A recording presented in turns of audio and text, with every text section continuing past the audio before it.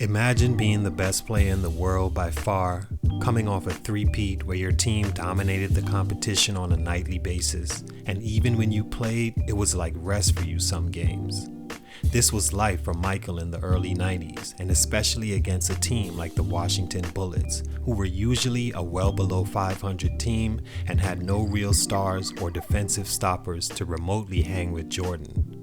A team Mike routinely had high 30s or 50 points on, with a high of 57. LaBradford didn't play that game, but in the following matchup created history with a 37-point explosion on MJ and the Bulls, then smacked young Goat on the backside and said, "Get this.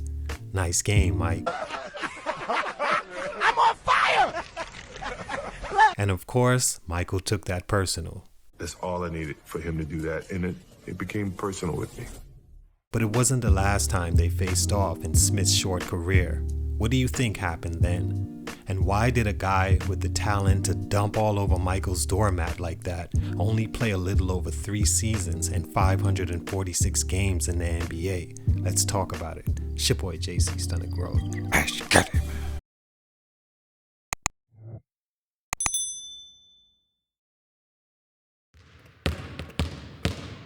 Stunt number 1, opportunity. LaBradford Smith is from Bay City, Texas, and was a high school All-American by his senior year. A stocky 6'2" guard that jumped out the gym and, like my last feature, Harold Miner, admired Michael Jordan like many did at the time. He could have went to college almost anywhere in the nation, but chose Louisville. There, he joined a team that went deep in the tournament his first 2 seasons, and over the next 2, played well enough to be the 19th overall pick by the Washington Bullets in '91.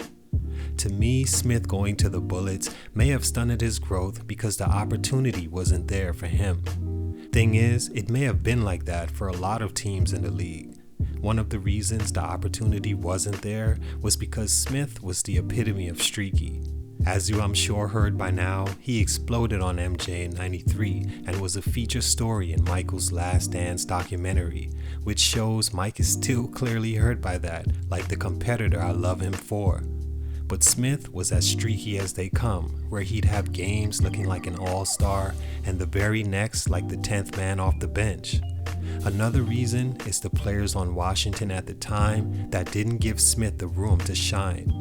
One guy in Michael Adams that may ring a bell for some of you historians, who was an NBA All-Star and a bad man in college and the NBA.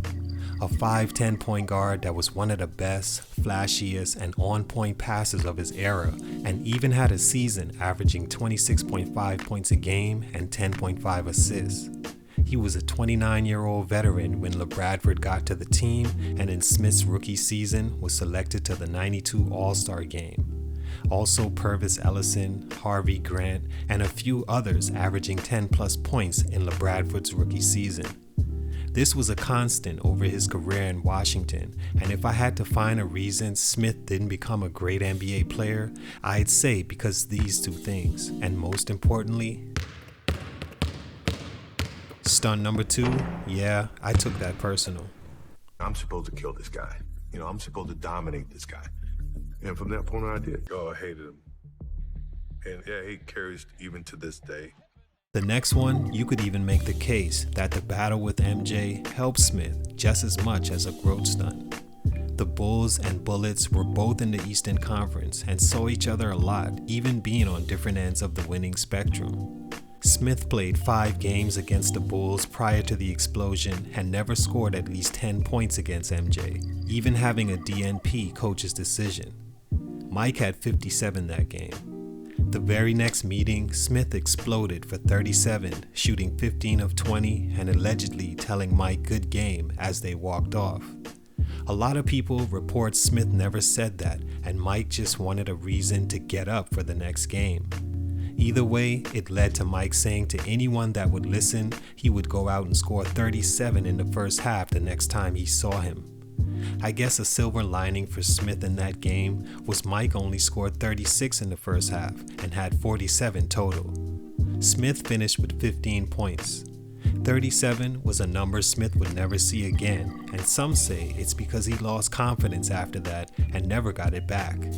It was the last time he played against Mike, as MJ took the next season off to play baseball. The team may have lost confidence as well, expecting him to take a leap after seeing what he could do and failing to replicate it. They waived him the next season after just 7 games. Stunt number 3, another bad fit. After being waived, LaBradford was signed by the Sacramento Kings and again was met with a cluster of guards in front of him that the team was heavily invested. Mitch Richmond, Spud Webb, and a rookie Bobby Hurley, along with high production players at other positions higher on the depth chart than Smith.